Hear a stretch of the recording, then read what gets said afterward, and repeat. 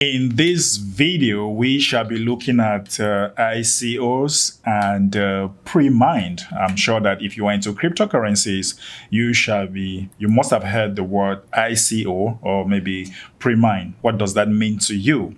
So ICOs, we also have IDOs, we also have IEOs, and we have ISO. All right. ICO simply stands for initial currency offerings, and then we have the IDO, which is actually the initial DEX offering, and then we have the IEO, which is actually the initial exchange offering, and then we have the ISO, which is actually the initial staking offering. All right, so we shall be looking at ICO in details. What is it all about? Also known as initial currency offerings. What is it? ICO.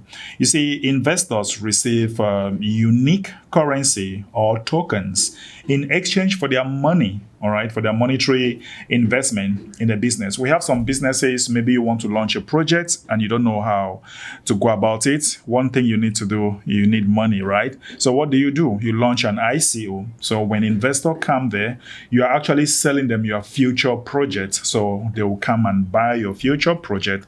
And once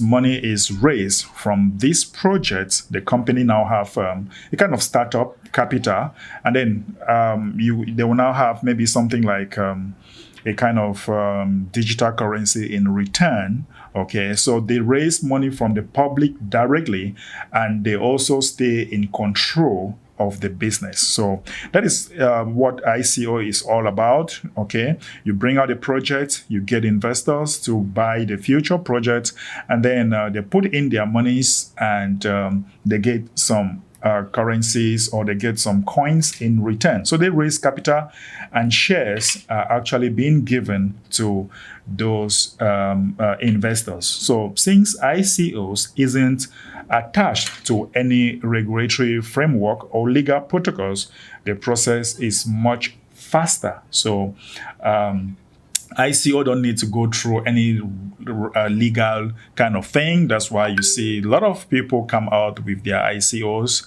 and they make a whole lot of money. But one thing you need to do is you must be very conscious of ICOs and also scam programs. That's why we shall be going into details where you can actually find ICOs.